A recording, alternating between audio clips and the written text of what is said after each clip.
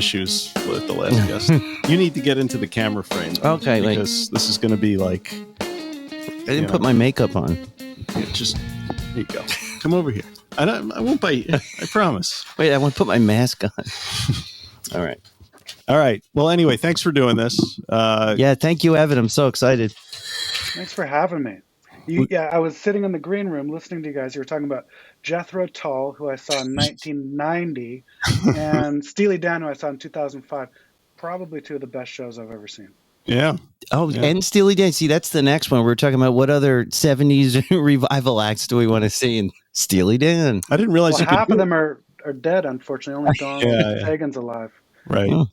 But he's still going out. He didn't want to go out and use the Steely Dan name, but the record company sold him. Yeah, because you'll sell more tickets. And he was like, okay. Yeah. Thank goodness. Yeah. I know David Byrne, doing his kind of tour, and I saw him at Coachella, the last Coachella a couple of years ago, and he was playing all the Talking Heads hits. That was great. Oh, wow. Yeah. Well, he's got that Broadway show now. Exactly. It was basically that, but it includes a lot of Talking Heads stuff. Yeah, cool. So Nat and I have been reading your book for a long time, a couple of months. I'm so sorry. I didn't even realize how long it was, and I've been reading it for an Audible. I'm like, oh, you finally do an Audible? I couldn't. I wanted an Audible so bad because I have bad ADHD. But I really worked on it, and I really loved it. Yeah, it was really something.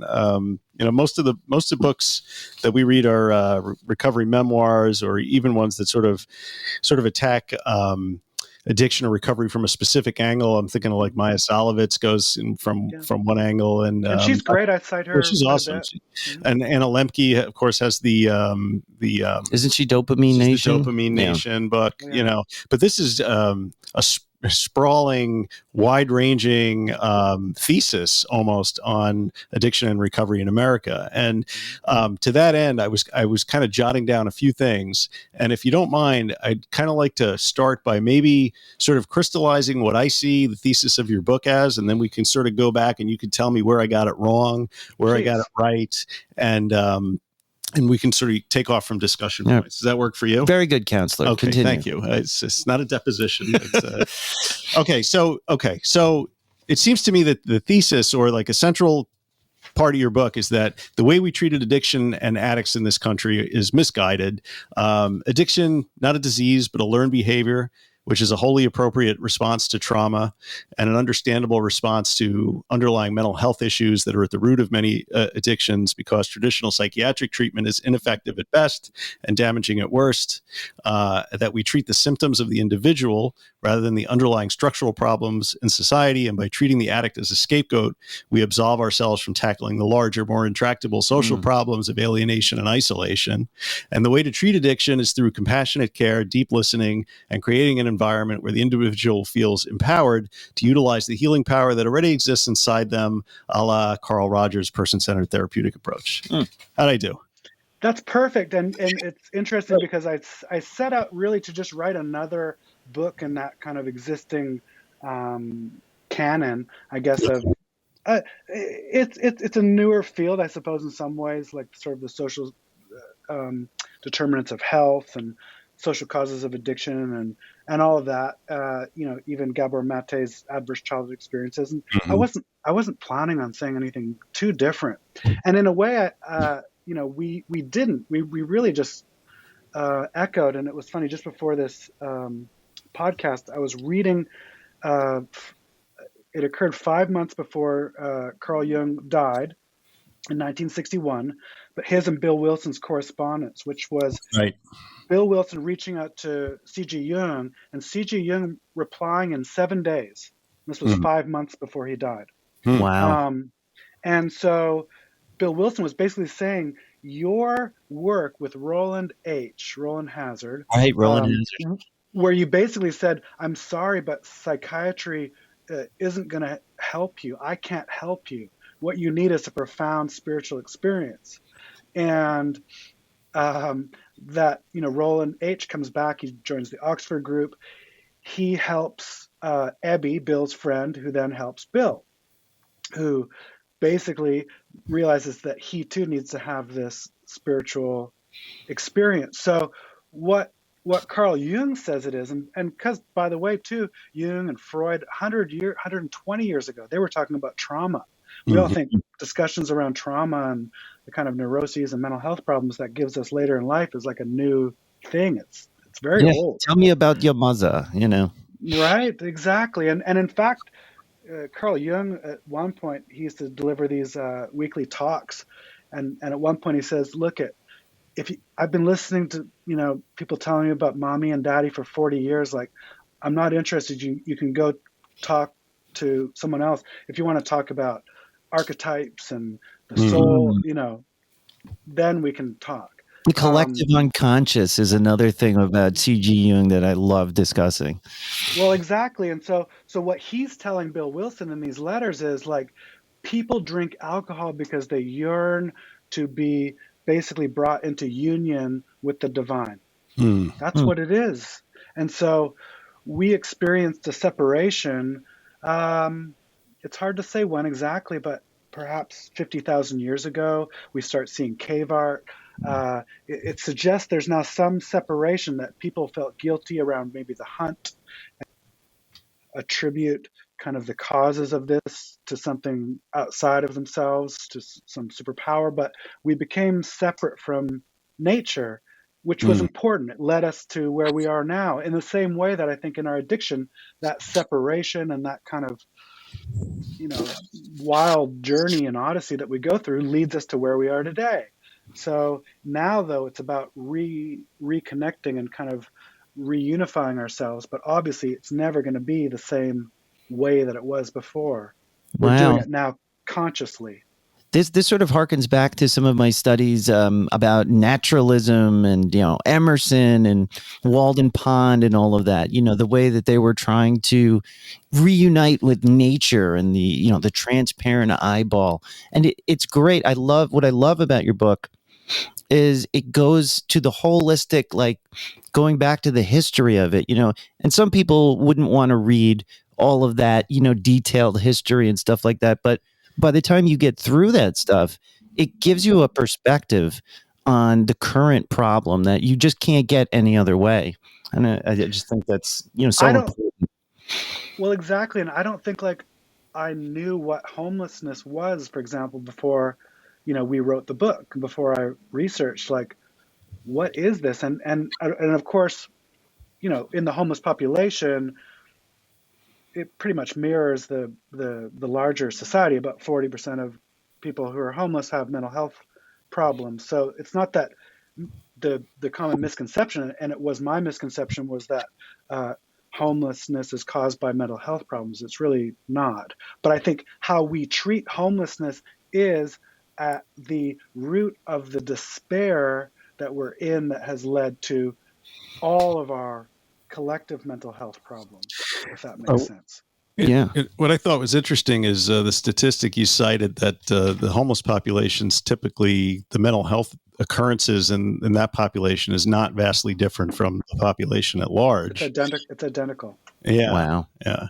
And and how I don't know. The homelessness and mental health, you seem to sort of peg it more as a function of a poor society as opposed to an individual, right? Yeah. And you sort of draw that development through history and sort of the criminalization of the mentally ill, right? And, the poverty laws, or I can't remember, poor houses and all that kind of thing.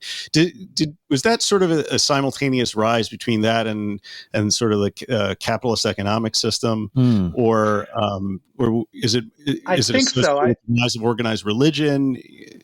Because it seems like all that fits together somehow, right? Well, it was definitely Calvinism and Protestantism that sort of marked this turn in the ruthlessness toward which we treat the homeless. Is it like the Puritans, and because they were homeless, something must be wrong?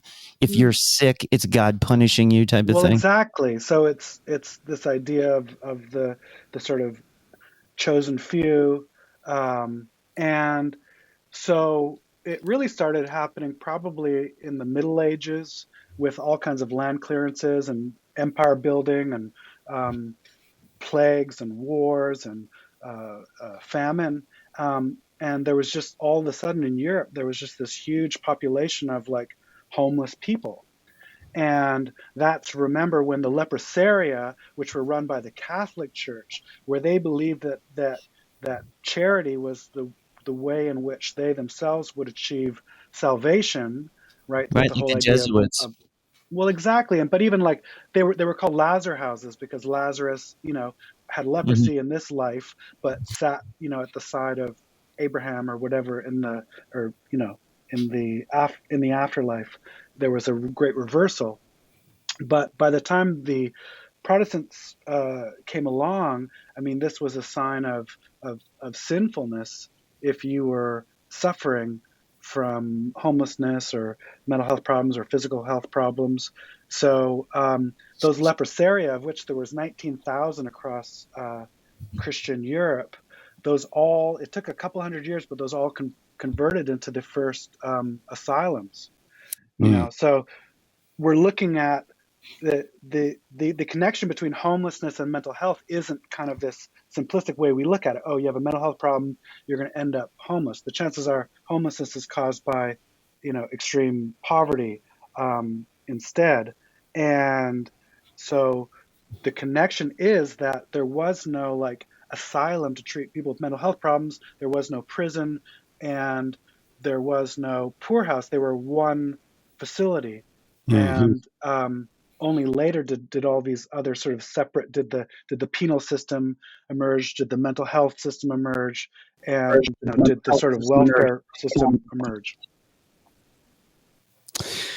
Yeah. Well, I mean, that's interesting because when you have the idea that a person's intrinsic value is sort of measured by their productivity, then if you're not productive, then there must be something wrong with you, right? It's Right. And Exactly. what is productive? Like, what does that mean? Is that you're producing goods and services? Are you providing some service?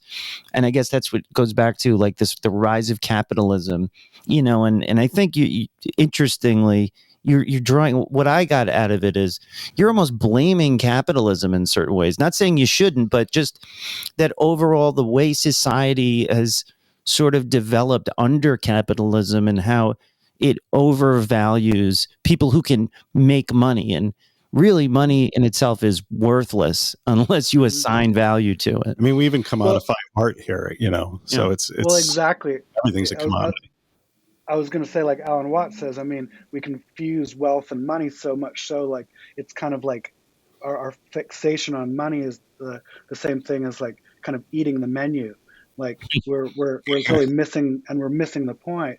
And I mean, yeah, I would blame capitalism, but I think, again, I think that separation occurred in the Middle Ages, perhaps earlier, but certainly in the Middle Ages, you started seeing some of these clearances, and it's war. It's like we emerged from one thing, which we are primates, and we emerged from a hierarchical system, that could be super violent, um, probably anxiety producing, uh, and then we become conscious and we become aware, and it's that we're aware of it now that creates the problem. If we're not Hmm. aware of it, there's no suffering per Right. se. Ignorance is bliss. Yeah, so I mean, it's gotten bad under capitalism, but it certainly didn't start under capitalism. And but and even going back to animals, I mean, Jung would say like even animals are better behaved than we are, and we had best kind of uh, kind of come into some contact with our animal nature, because at least animals kind of look out for each other and take care of each other. We don't even do that. Yeah. Well, it's interesting that our hierarchical structure and the way we organize ourselves changed a lot once we started settling in one place and engaging in agriculture. So, I mean, I think Mm. that has something to do with it. And with that, you have the rise of different different structures, different hierarchies, than you saw in a hunter gatherer society. Hmm. So maybe we need to go back to hunting and gathering, But perhaps. Yeah, you don't think that if the society's like infrastructure and like our money system, if it developed differently, you don't think maybe people would still pursue feeling better? Do you think? I mean, people would still have pain, right? But right. perhaps we would be dealing with it differently, maybe? Well, I mean, it's called the hedonic treadmill, so there's ups and downs. Mm. I think that the whole thing would just be ratcheted up so that our worst day, um, wouldn't even be remotely anything like our worst day now. And, I'm thinking collectively too, like, uh, you know, one's worst day might be not eating any food at all, might be being bombed. Um, so it's all relative, but we can tell even here in kind of the lap of luxury that like something's wrong. And again, I think it's like Jung said, it's back to craving like a thirsty man in the desert, like for that union, for that Mm. unity and that connection to the divine. I mean, there's no other way to put it. And he's writing Bill Wilson basically talking about Roland Hazard, saying, I couldn't tell Roland Hazard all of this because everything I said then was so misunderstood. Jung had to pass himself off as a scientist because he was, so afraid of being, and probably rightly so, of being so badly misunderstood but discredited. That no one would have taken him seriously had he admitted what he actually was, which was a mystic and probably some kind of prophet.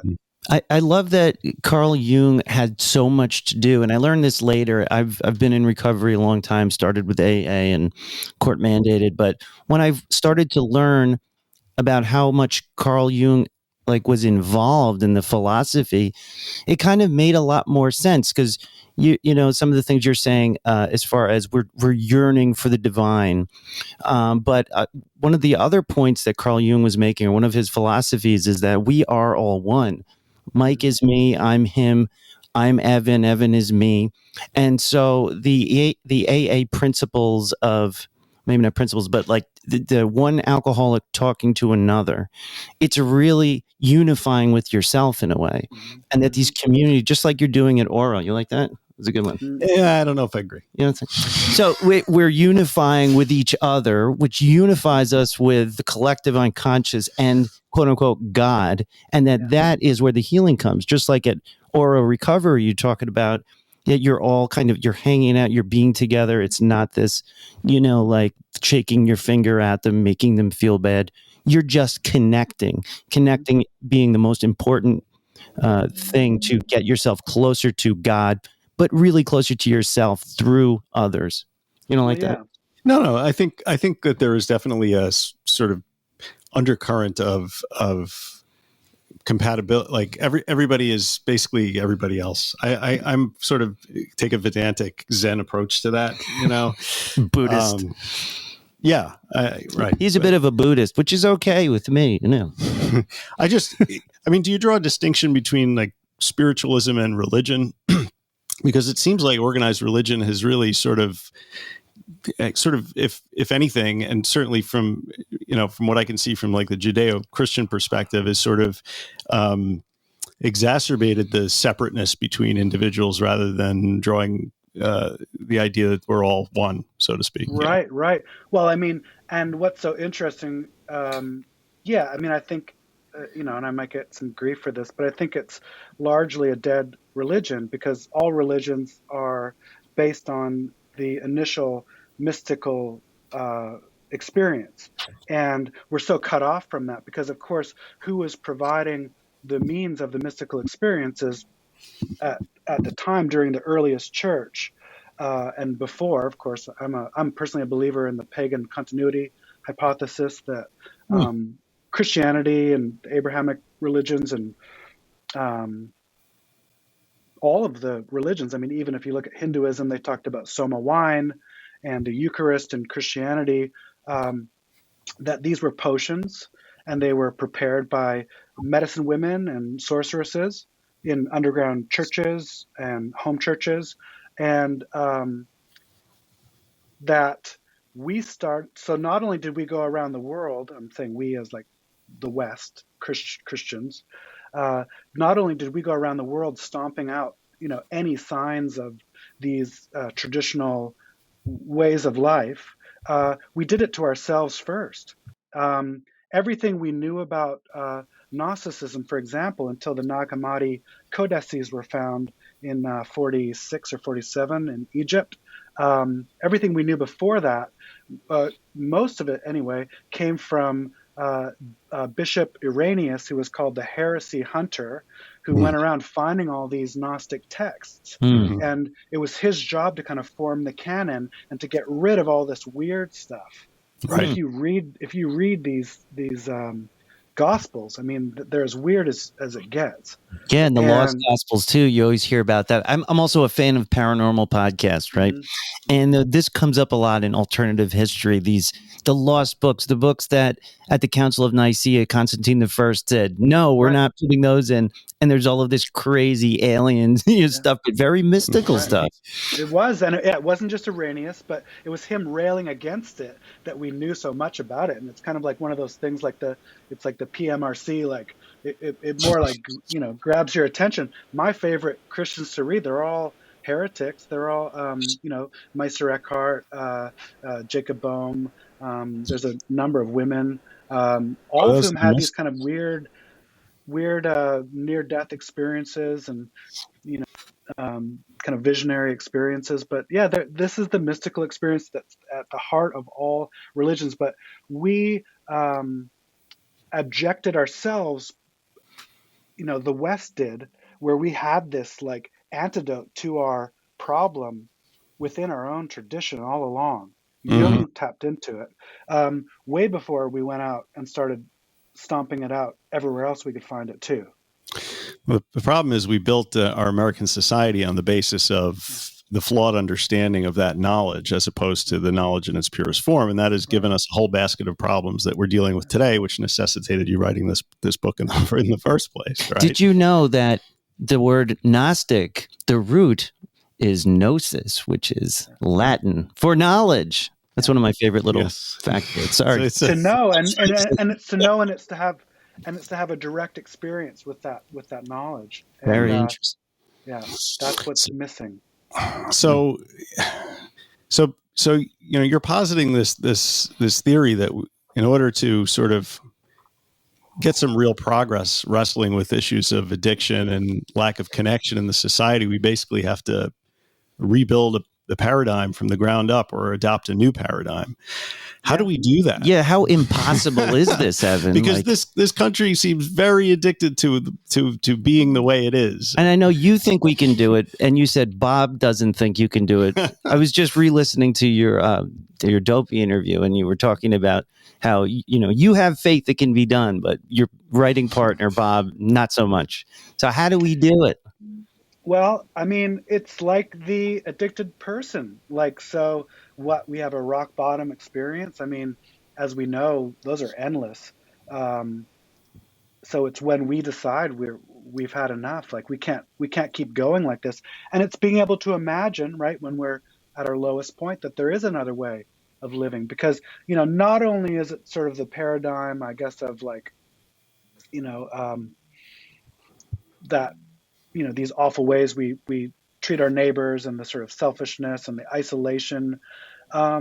It's the rationalism. It's the sort of disbelief in the impossible, right? Like, oh no, that's impossible. I mean, Right. this solution is going to have to be like, we need hopeful people. We need these sort of Don Quixotes tilting at windmills like myself, I suppose, who are interested in making the impossible possible and making the invisible visible. So how do we do it? I think, first of all, we question everything we thought we knew. And it doesn't mean we have to be combative or hostile about it, but we speak out and we speak up whenever we kind of hear somebody saying things we don't believe. So break our anonymity? You'd say we'd have to break our anonymity. I know this is a sticking point. Yeah, I mean, to me, all that stuff doesn't bother me. I mean, God, everybody's addicted to something. Right. It's, again, I don't know. Yeah, I'm not so worried about that. Like, we're messes. Like, it's like the person hiding in their, closet, drinking, like they think they're hiding. Like, right. None of us are hiding. No, It's so obvious. knows. It's so, everything has become translucent at this point. We can see through everything. We can see light, at least, through everything. So a one-on-one seems like a challenge. I mean, does society need to hit some sort of a rock bottom itself before we arise phoenix-like from the ashes with this new understanding? And I mean, I think we're there. I don't know how bad the shocks are going to be. I mean, my personal theory is it's emerging anyway. It's all going to happen anyway. It's either going to happen the easy way or the hard way. What I don't want to see happen, though, is for like a number of us to be wiped out, because I think human consciousness is very important. I think it's like, geologically speaking, again, if it started emerging 50,000 years ago and really just started kind of popping in the last like 10,000 years, that's like brand new, and everything good that could happen. And by the way, I'm not necessarily against capitalism. I'm not against civilization. I think everything. There was a fellow I admire quite a bit. He says you can't have nice things without civilization. So I'm not talking about a return to hunter gathering. I'm not talking about return even to little pockets of, these little utopias. I'm talking about the whole thing. I think there will be, and this is the idea of Stuart Kauffman, who's invented a concept called emergence theory, and they have a kind of a think tank, I guess, called the Santa Fe Institute. You can look him up, but he talks about there being like kind of a world civilization at some point, or maybe three, and they'll all kind of be connected, and it'll allow for a lot of diversity and variety. But we will tackle these problems that, as we've begun to see now with COVID, and now again, like I grew up with the threat of nuclear war, and certainly climate change, and water, or whatever it might be in the future, we have to tackle these problems collectively. But if we look at the way America responded to COVID, for example, not our finest hour, really, and American society. I think I don't know where you said somewhere, maybe it was an interview. You said America is addiction itself, right? I mean, it's a consumerist society. It runs on excessive consumption and credit and all this other stuff, and it's like the very fabric that underpins the way that America works in the world. Yeah. So you're talking about unraveling social mores and culture and everything, and sort of rebuilding it from the ground up. And I'm just, I like to think I'm an optimist, but I look around at what's going on in the world and what's going on in this country and the way we treat each other, and I have a real hard time feeling that optimism. I'm optimistic. See, I'll be Evan to your Bob Forrest. Okay. I'm very optimistic. Now, when you say black, I'll say white, because what I saw during the pandemic was a lot of people changing their lives and to more meaningful lives. Okay. A lot of people took, including sort of myself, I think I took that opportunity to grow spiritually, to grow intellectually. Because you're white, upper middle class, and you have the luxury of being able to sort of recreate your own existence. But I have a beard and I tan easily, so it's not always easy for me. But the truth is also, though, I have seen a lot of positive changes due to COVID. And, maybe this is what we need globally, is something that shocks the system. Maybe not a bottom, but it forced everybody to kind of re-look at what we were doing, what there was happening in their lives. Now, of course, there's a lot of division about it because it was such a massive undertaking. More polarized than we've ever been. Polarized, but I feel like a lot of people who weren't woken up, I hate to say woke, that weren't aware, I feel like people did become more compassionate. Not everyone. I was making such a great point. You were too, and that's why I got this crackling sound. I was trying to hear you better. I just need a chance to reframe, because I know Mike's got a lot of questions. You were saying we were all compassionate, yes, and everything was groovy after COVID. We all had singing Kumbaya in a circle and all that. I think people are more receptive today, and I got to tell you, Evan, I changed my life in several different ways during the pandemic. And one of them is I've been inserted into a toxic corporate culture for the express purpose of changing the dynamic, to bringing positivity to this company. It's this big company, and there was a lot of toxicity. There was a lot of bad things that went on. And I was brought on to be the director specifically to change the culture because I was viewed as a positive person with experience in business and so forth. But I'm seeing people be receptive to my attitudes in this toxic corporate culture. And I feel like people might be, I'm hoping, more receptive to this now, to compassion, you know. And but they're war weary, you know. Yeah. We have this COVID, and now we have what's happening in Ukraine. Well, I would say too, because we are in a privileged position as Americans, as white male Americans, but what that means actually is that the rest of the world is like ready to go. They're just waiting for us Right. to join them. So actually relatively few of us have to decide like, oh my gosh, look at this history, look at everything we've stolen and all Mm. of these, like, we justify it, but like these advantages that we have at the cost of other people's comfort and well-being. Hmm. So it's really just about us deciding like, oh my gosh, like I can't do this anymore. This is awful. I don't even like this. The thing I've been taught to like and to kind of go after is like killing me. Mhm. Mm. And worse for others. Worse for others. It's just making me miserable, and it's doing much worse to others. Yeah, I Yeah. think it is. And I don't know, but like you, I have to believe we can pull ourselves out of it. And it's people like you writing a book like this, speaking out, and also living these examples. And I think we can bring it back to addiction and recovery because this is sort of symptomatic. The way we treat, you talk a lot about, how we mistreat, you could even say, people in recovery and look the way, like just the way I was treated. I had a DWI and I was in the system 6 years ago. And I felt like a criminal. And everything you say about what's wrong with, traditional recovery, I experienced firsthand.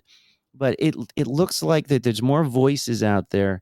More people are treating it differently. I mean, and you must see that on a daily basis at Oral Recovery. I mean, I don't know. You would know better than I how, you probably get people who've been elsewhere and they tell you about their experiences. I mean, and It's so it's so odd. I mean, we treat people, it seems so simple, but we treat people kindly. We treat them with dignity and respect. And to them it's like this profound yeah, revelation because no one in all of their other treatment experiences, their families, no one has treated them with compassion. but they can't And believe it. they can't believe it. They can't believe it. And so, and in this case too, I'll tell every other treatment center in America, like, this is what makes us different. If you want to do good treatment, do this. And I think it is kind of catching on. We call it the compassionate care model, but I hope everybody copies us. So rehabs in America have sort of a checkered reputation, and To say the certainly least, a success rate is just not statistically there for many of them. And how do you guys stack up in that area? I mean, have you done any sort of quantification and of your success rate, and how do you define success at Oral Recovery, Yeah. and what do you Well, look at? that's the big question. I mean, how do you define it? So traditionally, it's measured in terms of abstinence, and we have tracked some of those outcomes. So we have people who completed our program, who I think 50% are maintaining their recovery 1 year out. And Mm, that's wow. amazing. And That's that's great. amazing. It's Yeah. amazing. Um, but I mean, it becomes more fundamental too. Like, what's their quality of life? Mhm. What I how do they feel? And it's so hard to measure that. Um, because of course we could like help all of these clients adapt to this world, Mhm. which is useful. I think it's helpful, but that's not really like the work that we want to do.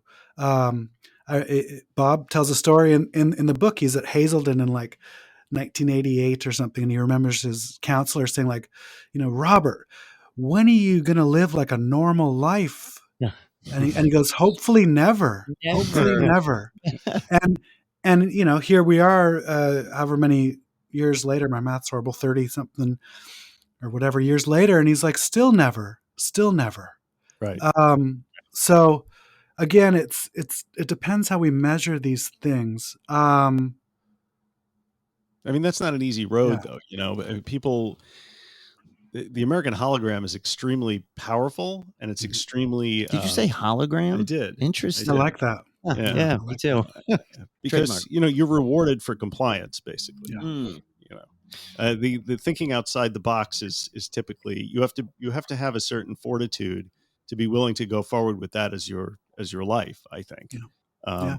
And I don't know if everybody is really up to that task. Well, no, because if I may interject, Of course, I feel like, I agree 100% the way that we need to have these like client specific programs and quality of life. But one of the reasons that so many of these programs concentrate on how many days do you have from the last time you drank or the last time you used.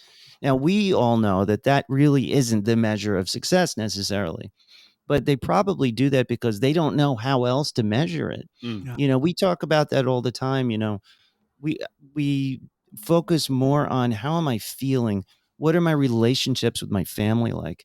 What are my relationships with my business or all of that? Like that's really the measure for me, for my recovery. It's also important that I don't, do the things I'm trying to stop doing, drugs, alcohol, and so forth. But you know, like if Bob, for example, since we're discussing him, if he's, said to you, Evan, I need to have a joint to go to bed every night, but it made him happier and he was sleeping through the night and his life even got better, you would never say, oh, he's not sober anymore and he's not in recovery, because it's not that simple. So, Yeah. I mean, maybe that's part of it. It simplifies it just by, sober days, but it doesn't quite get to it.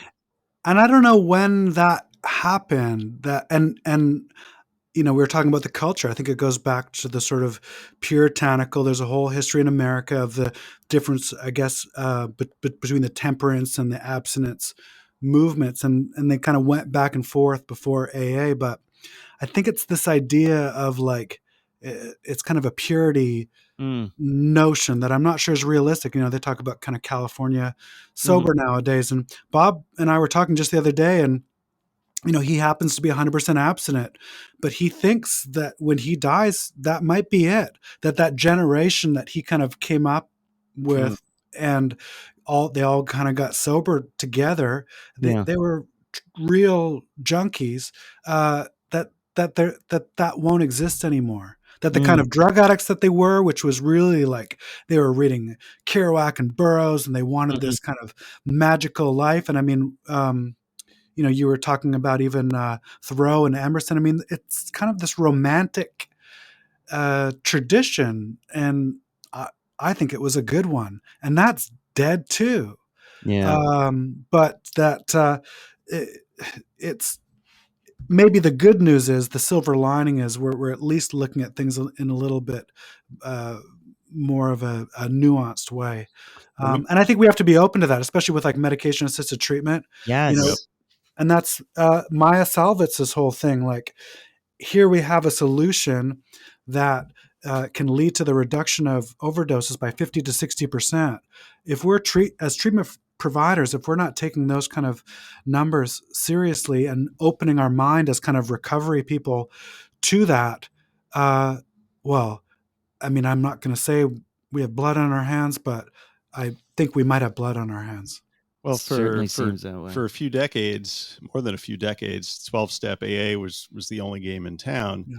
And, I've known a lot of people who've had a lot of success in AA, and I've known a lot of people who that program has failed. And I don't say that they failed inside the program. I say that the program failed them. Yeah. And I noticed that the 12-step model is not really something you guys use very much at Oro, if at all. What's the thinking behind that? And how did you come to the conclusion that you did not want to be focused on 12-step, rather on what I would admire, using evidence-based treatment and things of that nature? And I'll just interject, of course, the number one evidence-based treatment is the therapeutic bond. So there's more research into the importance of the therapeutic bond, which is what the compassionate care model really is, and Mm. Carl Rogers and person-centered therapy and unconditional positive regard. That's the therapeutic bond. And more studies have determined that more than any other particular modality, therapeutic modality, the therapeutic bond is going to contribute to positive outcomes. So, so in that sense, it is very much evidence-based.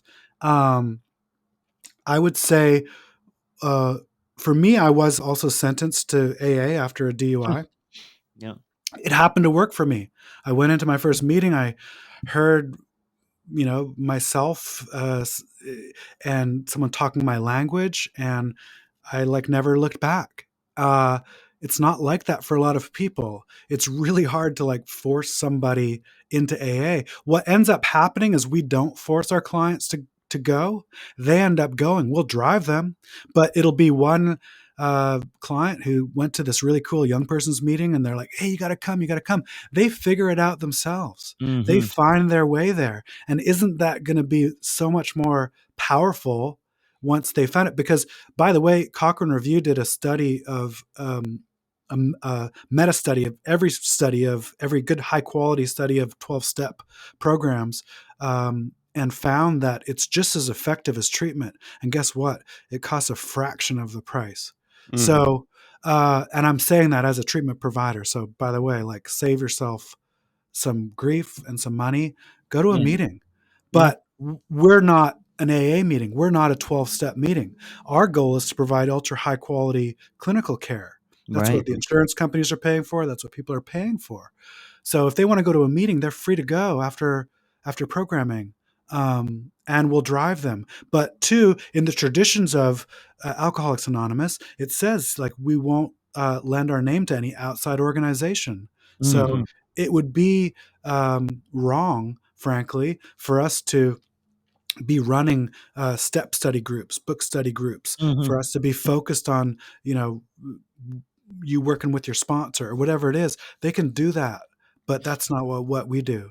Yeah. There's plenty of rehabs that do it, though. Yeah. Yeah, so And many. some of- Hazelton, yeah, some of them are all 12-step, and I love reading stories about Hazelton, some of the memoirs. But when a lot of what you're talking about in your book and your philosophy for Oro kind of goes counter to what AA is saying, I wonder, do you have, you're not doing a shame-based program. It's not puritanical, and not every AA group is the same. We know that.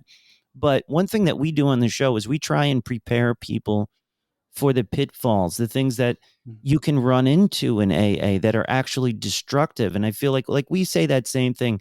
AA is great, but buyer beware. Mm-hmm. Remember who you're talking to. Get the community out of it. It's like instant support community, but there are portions of the program that can be detrimental. And I think you talk about that in your book, or write about Well, it. and when we wrote the book, I mean, if anything, I fell in love with AA all over again. I realized it's not what is happening out there to a large degree. AA, if anything, is that moment between Dr. Bob and Bill Wilson. Mm-hmm. And I recounted in the story, but these are two equals, just sharing, just hanging out. Right. One alcoholic talking to another. One alcoholic talking to another. So With all the belladonna. right. Well, it was that too, but all of the and it was Roland Hazard, and it was Carl Jung. It was all this weird stuff. And in fact, in his letter to C.G. Jung, he's saying that all of our early members, they're into the I Ching. I They're saw that, they're yeah. Interesting. they're doing seances at Bill Wilson's house, which is a museum now called Stepping Stones. There's what they called the spook room, where they would do sort of channeling and seances and things like that. That's They cool. were into they were into Emmett Fox, which was part of the New Thought movement or the Right. Mind Cure movement. Bill Wilson was very into. There were 3 books that he would recommend to people: William James, The Variety of Religious Experiences, uh, um, a book by a Canadian psychiatrist named Richard Buck called Cosmic Consciousness, which he said described his white light experience perfectly. And then the third book was Aldous Huxley, The Doors of Perception, about his Mhm. experience with mescaline. He said, read these 3 books. Before the big book was printed, they were printing out, they were giving people, again, Emmett Fox readings. So New Thought. Yeah, that's great that they're using, outside literature. One thing I What happened to experienced, that stuff though? yeah, In the because program, where did it go? Exactly. they You know? shut Well, down outside literature. Well, and it was the influence of Synanon. It was the influence of Right. Synanon not only on the treatment industry and on even on the Minnesota model, even on Hazelden, where they disavowed it in like Mhm. 1985, but the damage was done. They said, we and Maya Salvitz traces it beautifully from Synanon, which was this awful kind of tough love, violent, confrontational model through all of these other facilities, including through Eagleville Hospital in Pennsylvania, straight to Hazelden, where it was called the hot seat, and they had a list of like Mhm. 21 like derogatory, awful things you could say about the person sitting in the middle of the room. And it started with young adults, but it spread to every unit at Hazelden. Of course, Hazelden was and still is a training site. So it trained all of these other, like it just Wow. entered the culture, but it also fit. It was so readily accepted because of the violent ways that we've treated people with mental health problems Mm. for hundreds of years. So it just fit. It was perfect. But um, that influenced not only treatment, but it influenced AA itself. That's the problem. And so Mhm. AA became um, something that it wasn't kind of intending to be. What's interesting is Synanon started because they kicked Chuck Diedrich, the founder of Synanon, out of AA, basically because he Right. was identifying as a narcotic addict. You Right. still I read that. Yeah. you still see that in meetings, by the way, less and less, but it still happens. So he's like, fine, F you, I'm going to go start my own group, kicked out all the alkies, right? And started Synanon, which was basically then kind of the shadow of AA. Um, so watch whatever you reject is just going to kind of come back. Right. Uh, Intolerance bred this sort of yeah, destructive pattern of quote unquote treatment. It's so yeah, amazing. Well, and fit like a lock, a key into a lock with yeah, the American ideas of shame and everything yeah. else that existed and And against it work. and so forth. I Right. mean, all of this stuff. So yeah, exactly. Hmm.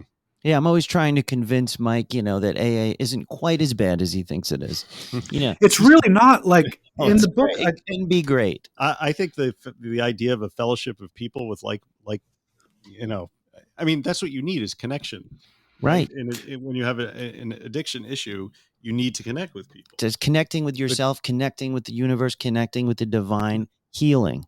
okay, Exactly. And I come back again to these letters because I just read them just an hour ago again because they're fascinating. Anyone should look them up. The correspondences between Bill Wilson and Carl Jung. But Jung basically he believed he was only interested in people in the sort of second half of their lives. And he said in every case what they need is something he called the religious or the spiritual function. Hmm. Period. That's what they need. And that's what he said about Roland Hazard, that he needed not psychiatry, not medicine, but once you kind of reach the limits of rationality, you Mhm. need that kind of conversion experience, which Well, the Greeks called metanoia. Ooh, so where does shadow work fit into all this? shadow work. Because if you are trying to carry a message like of community and everything and hold yourself out as an example of this new paradigm, you better have your own house in order Mm. Well, before you head precisely. out there into the world, right? And Jung was, he may have been a mystic, but he was also somewhat of a practical psychotherapist. Mhm. So the idea of addressing all those negative parts inside of us and integrating them into our larger personality is huge, right? I mean, Hmm. you need to sort of fix your own house before you can go out and fix somebody else's Well, and house. that's what AA is. AA is that shadow work. That's what the fourth and fifth steps are. Searching and fearless moral inventory. Fearless because it's impossible. So Marie Louise von Franz, who was kind of Jung's right hand woman, she was talking about the Oxford groups, but I think the same holds for AA. She says, someone stands up at an Oxford group and they say, I drink too much or I'm selfish. She says, they don't believe it. They say that, but they don't believe it, because to have a true encounter with your shadow is one of the most difficult, one of the most impossible things in the world. That's what you do with an analyst. Presumably, hopefully, I guess that's what you do with a good sponsor. Apparently, Dr. Bob was incredible at it. He would do it in this really kind way, kind of bring someone into contact with their character defects, but everything we reject about ourselves, everything that's just too difficult to admit about ourselves. But that's not only what the addict has to do. That's what we have to do. We have to reckon with our history and present, and it's tough stuff. It's very difficult. I mean, are they defects of character, or are they? Here comes the Buddhist, or they just are. They're just different. I mean, you can assign a value to anything that you feel inside of yourself, but I mean, because the thing that's inside of you that you may consider a defect, it may not be a defect to somebody else. It may be an asset. Yeah, but I mean, I think it's fairly obvious sometimes, at least to me, when something is causing me pain or problems. Something just came to me that I just have to say. Yes, it's not a total non sequitur, but just talking to you and remembering, the book and everything like that. And it occurred to me that you looks like sounds like you're supporting the spiritual treatment type of thing, or a spiritual aspect of it, right? But at the same time, oro recovery is supposed to be evidence based, and like as you said, we treat clinically addiction. Now, wouldn't it be irresponsible in a clinical setting for you to prescribe prayer and confession for to treat a medical condition? Well, right, exactly, and the medicalization of treatment. Well, exactly. And so what we do instead, because I think, prayer and meditation, it's just too saddled with the kind of Christian connotations, but we offer yoga, sweat lodge, meditation, certainly mindfulness, but which is also MAT evidence-based. As well, right? So you're kind of trying to have your cake and eat it too, right? Yeah. You want to have the treatment, you want to have the spirituality, and then you're also saying, I mean, do you guys prescribe like buprenorphine and we do, but I don't think those things are incompatible. That's the old paradigm. They would say, well, there's no way you can have a spiritual experience if you're on buprenorphine or naloxone or whatever, or Prozac even. Yeah. Precisely. Look, I'm a little bit anti-psychiatry personally, and you can read that in the book. Yeah, totally. But at the same time, these medications often buy one time to do the work.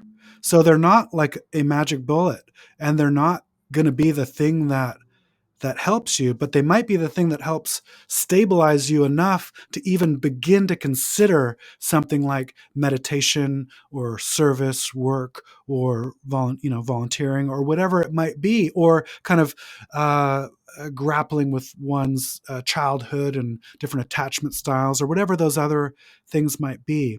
Yeah. But this is, I mean, I didn't, again, sort of set out to write this book with Bob to come to the conclusion that, God, this really is a spiritual problem. God, they really did figure this out in AA.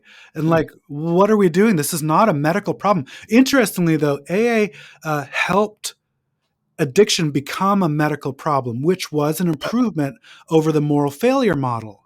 But if you read in the first editions, they're saying like, we who have recovered from a hopeless state of mind and body, like they recovered. But according to the National Institute of Drug Addiction and Nora Volkow, this is a chronic relapsing brain disease. So which one is it? Right. And what I worry about, like, because we talk a lot about these highfalutin ideas and treatment models like anti-graces that are great for quote unquote high bottom drunks. But I think about myself in the throes of heroin addiction, and would an oral recovery type of philosophy be too nebulous for me? Maybe what I needed is just like, you need to do XYZ. Is there some benefit to just having That's what the 12 steps, it's a design for living. It's 1 through 12, whereas you have, if there's too much vague, like, oh, it could be this and everybody's different. And, I worry that the acute sufferer of substance use disorder may get lost in all of that. And maybe it shouldn't come in until they've been through, getting clean in a very, regimented way first. I don't know. What do you think about that? Well, some people are like, oh, well, I had to go to jail. I'm of the mind like, hey, if you're into that, like, that's cool. That's what they're into. But I also loved Sandy Beach was one of my favorite AA speakers. Oh yeah, I know. I like that. And I remember listening to this thing. It was like days long, all about the 11th step, which is like sought through prayer and meditation to establish constant or conscious contact with God as we understood God. I think is the 11th step, if I recall. And what he said is like, and it was so beautiful the way they made AA, because it's like, it's not go to your church, it's not go to your Christian bookstore. It's like go to a New Age bookstore. And this is what Sandy Beach would say, pick up different books. Maybe you're into Kabbalah. Maybe you're into, what I've got into now is like the ancient Greek and Egyptian mysteries. Ooh. I found everything I was always looking for.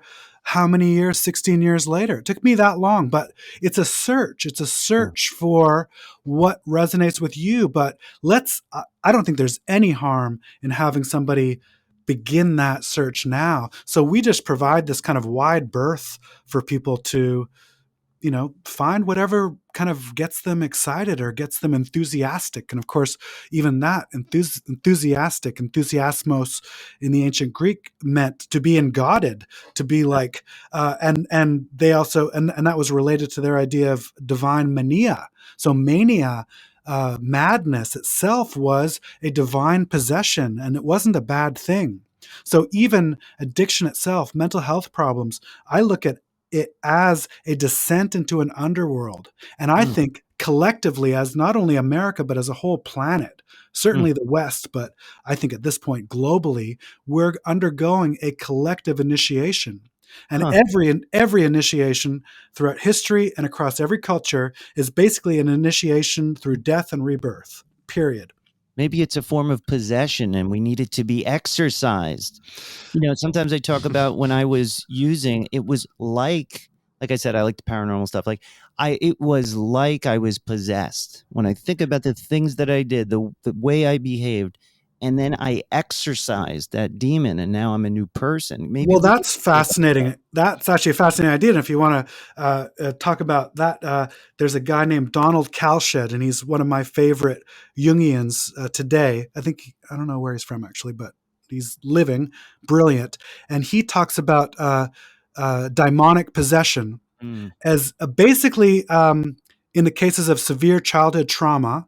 So the child has undergone severe trauma, and this daimon or demon, whatever you want to call it, is actually like a protective. It might be a great mother archetype, but it has this wrathful aspect because its job is to hold the divine inner child,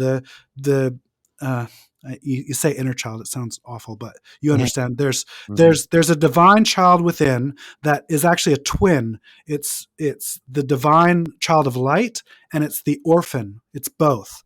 And so the demon or daimon's job is to protect that child of light, to make sure it encapsulates it, to make sure that is never hurt, so that at some future point, perhaps, a new life can be built around that nucleus, right? So it separates it away. It separates it away, and it protects it to say, I will never let this happen to you again.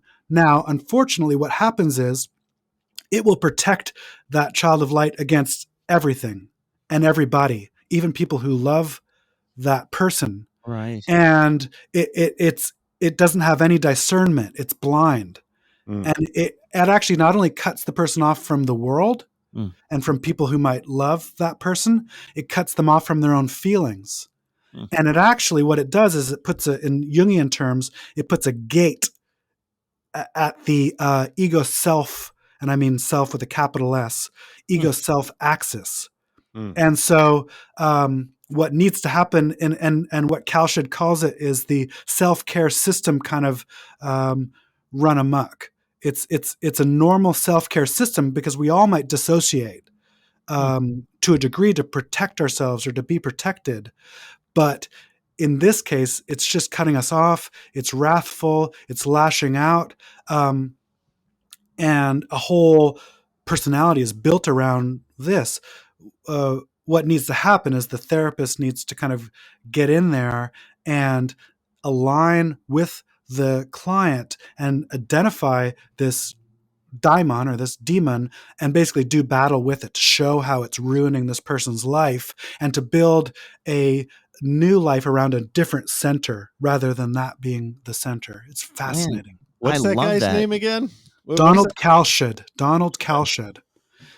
I love that. Look into that. It harkens back to the inner addict we talk about sometimes. Sometimes when I'm, talking to some of our fans who are having trouble, some of my advice is you treat that voice that's telling you to use that craving as a separate entity. Well, exactly. So Kalshid too talks about this demon. Let's just call it a demon. This demon as a master of trance and dissociation. Wow. So its job is to keep us in a trance, in a state of trance. And this is too, again, going back to these letters between Jung and Wilson. Jung tells Wilson this is a classic case of spiritus contra spiritum, spirit against spirit, right? So, and it's I don't want to spoiler alert the book, but I finished saying like, America, our culture is a spell. And the only way to fight a spell is with another spell, right? And so we've been fighting it with alcohol and drugs. I mean, we need to do better than that, a more powerful spell than that. Wow. But yeah, so its job is to keep us asleep. I mean, it's just too hard. It's too much. The pain is too real. The pain of being separate, the pain of... Why all the pain, right? Why Dr. all the Moonshade? pain? Mm-hmm. Why all the pain? Yeah. Wow. Mind blower. Yeah. I think I've taken over some of the conversation. I know you have a lot of... I'm speechless. I'm pretty speechless too. And I'm like, I mean, that's the kind of thing we love, this pursuit of knowledge, gnosis, if you will. And that's like kind of what we're all about. And I feel like, this is exactly where we want to go with this podcast and just exploring these things. And that's why this book is so great, reaching back into history and reframing it to deal with the problems of today. Mm-hmm. It's just I just keep coming back to the fact that it's so difficult to recognize another person's face in your own, the way our society's structured today. Mm-hmm. And how do you develop that connection with everybody else? It's a bridge. I mean, there's other, I guess they were more Freudian, so psychoanalytic, but Winnicott and Kohut basically made an argument for there being a kind of positive narcissism, that the baby imagining it can snap its finger and produce milk at will is actually like not a bad thing, because later in life it gives that same child, now an adult presumably, the confidence and the courage to be creative and to kind of make their world. Now, the limitation of narcissism and the sort of diminishing returns are, we may be the center of the world, but we somehow, like you say, struggle to imagine so is everybody else. And how do you create that bridge between self and other, the I and thou, that Martin Buber talked about? I guess you realize that in an infinite universe, everywhere is the center of the universe, right? And there's circumference nowhere. Yeah. So. That was Heraclitus, I believe. Yeah. It's brilliant. Maybe that's some place to start, Well, we are each the center of the universe. And so Jung called it the inner fire, this center, or the self, or the psyche. I mean, or the soul. Plotinus believed that there's only one soul. Yeah. So that's That's, my feeling too, that there really is only one self. I mean, you have cultures like India, and Vedantic thought, which is sort of basically had that from the beginning of time, Mm-hmm. Mm-hmm. and you have a much more, or you had up until India started heading in a Western direction, you had sort of a much more magical realism in that country. I mean, Mm. the divine was palpable. It was in everybody. You saw it in everybody. It was just everywhere. That's where bowing comes from, to recognize the divine in the Right. other. Mm. So Buddhism and all of Eastern culture comes from that idea that we are each the Brahman pretending to be all these different individuals. So it's not a Right. great leap. I mean, um, we need to understand those other traditions, I think, to shed light on our own. And again, Plotinus understood that too, that we are really the one soul, the pleroma, the one, literally descended into the sublunary material realm. So maybe that's where the cause for optimism arises, Yes. is the spread of Eastern thought and philosophy across this country the way it has in the last 50 years Mhm. or so, and the way it continues to accelerate, and how your more organized Abrahamic religions are sort of on the down slope while Eastern thought is ascending. Right. Abrahamic religions get a bad rap, I think, because, you I know, agree. they really do. I'm actually a Sunday school teacher at a Presbyterian church that I grew up in. Now, I'm obviously not a very dogmatic, conservative Christian, but I see, in the same way that we talk about how, what AA is today sometimes is not how it was originally intended. Mhm. I think I can definitely say that the way Christianity is today is not the way I feel like it was originally, formulated, or the things we're learning about, that Jesus, was discussing, and what he was teaching, and what we have today are completely different. I mean, do unto others. I think a lot of those teachings, same thing with AA, same thing with other religions, they get bastardized by human beings who are not enlightened, and they're using it for the wrong purposes. So, I mean, Jesus didn't have an AR-15 and an American flag. I mean, he did, but he didn't use it or flaunt it. Well, and Went to again, there's the pagan continuity hypothesis, but you don't even have to buy that. You would just kind of reverse engineer Christianity back through, the church fathers, I guess. Mhm. Thomas Aquinas, or you'll have to maybe help me out, but through pseudo Dionysus, back through the Neoplatonists, and back through guys like Iamblichus, who happens to be my favorite, who differed from Plotinus in interesting ways that I only recently learned about, and his own teacher Porphyry. But it goes then Iamblichus, his student Proclus, through Damascus and pseudo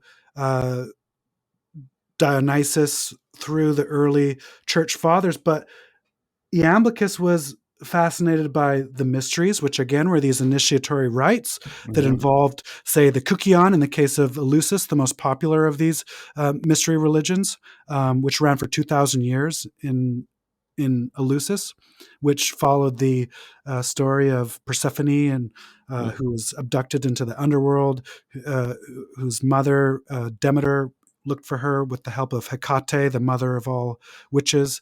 But also, Iamblichus was fascinated by the Egyptian mysteries. And of course, all of the Greeks looked to the Egyptians as the real deal. And what were they into? And where did that even come from? So, there's and that's Christianity. That's the right. West. So, and by the way, too, where did the Greek sort of philosophical and Neoplatonic movement go? When the Roman Empire made it illegal, they all moved to Syria. That's actually where Iamblichus was from. But it moved into the Sufi tradition. So, like Ibn Arabi, for example, one of the very greatest, maybe greatest Sufi philosophers ever, was called the son of Plato. Mm. Mm. He was referred to as the son of Plato. So we can find our own Western tradition in the mystical Islamic tradition, and in Christianity, Yeah. And It's so everywhere. it's everywhere, and We're it's all so the same. Yeah. It's and just it's you have. as and it's as fascinating as, I would argue, as any Eastern tradition, or even any um, um, basically indigenous tradition found anywhere in the world. Yeah, well, the ideas at their essence are not all that disparate from one another. They're not. So, They're not. it's the cultural trappings of the society, and it even happens to some extent to Buddhism as it's moved west into the Americas. But certainly with Christianity, because you look at you go back to the Desert Fathers, you go back to that nascent period in the early church, and then you fast forward 2,000 years, and you have snake handling and guns and flags and all that kind of shit. Yeah, it gets crazy. So I but mean, you got to distill it down to the essence, man. You do, but I think bringing this back to what Evan had said at the start of this recent topic is that studying all of these different religions, studying the way people believe, all of the different, when you think that they're so different, but when you really study these things, for me, what I realize, and including different recovery modalities, there are so many common threads, just like we were just discussing. And you realize, or I realized, how alike really we all are. And that is an exercise I've been doing for the past couple of years. Is I go out of my way when I look at a stranger on the street, I try to see myself and God simultaneously. Mhm. And I do this as much as I can, and I start to do it, and it actually changed the way I speak to people. It changed the way I don't get as angry at people, because I have instant compassion, because I'm thinking of them as me and God and the universe. And if you can, for me, when I see it that way, it makes me a lot more compassionate. But Same. studying these various religions helps with that. Yeah, same. And back to the shadow for a minute, because of course the idea with shadow projection is everything intolerable and unacceptable and that we reject about ourselves, we will project onto others as right. a moral failing. So really, anytime, and guess what it says in the chapter on the 10th step in the AA book that Bill Wilson wrote, the 12 and 12, it says something to the effect of, it is a spiritual axiom that anytime we're disturbed by someone else, we're really disturbed about ourselves. Like, so they understood this, because again, back to these correspondences in the more thoughtful members, I think Bill Wilson writes, of the early AA, they were all interested in your ideas. But of course, I mean, Jung's ideas were ancient. He was a Gnostic. His whole red book was basically kind of downloaded to him by his kind of this Gnostic father, Philemon, who was his soul talking to him.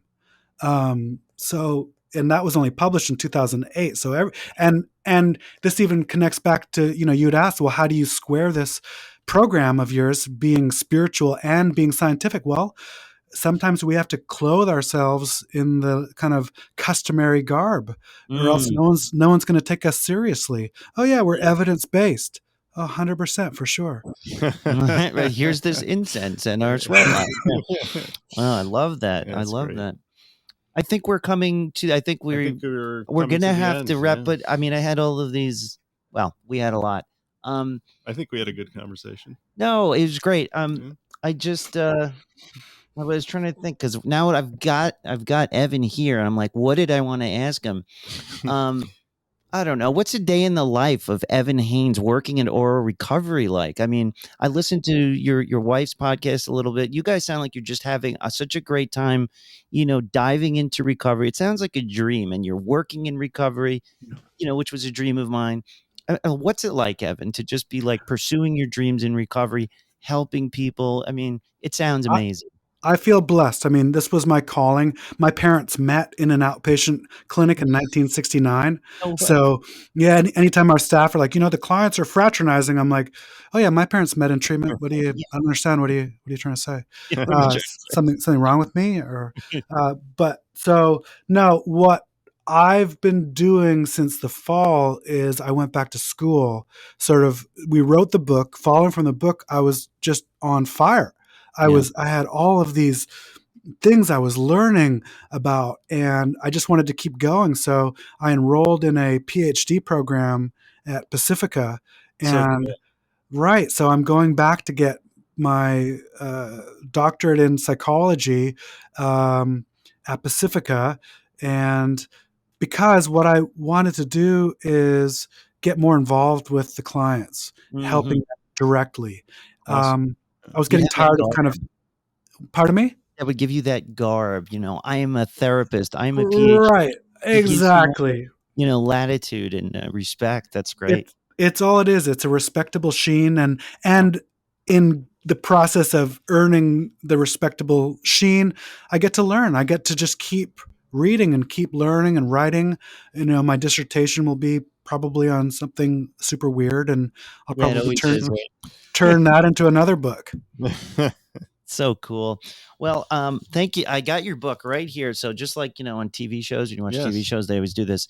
We have Can America Recover by Evan Haines and Bob Forrest. You can Run find it to, on Amazon. run to your local Barnes and Noble. Thank you so much, Evan. This was so great. And it's been great just chatting with you back and forth. Yeah. And for recovery nerds like us, this is a real treat.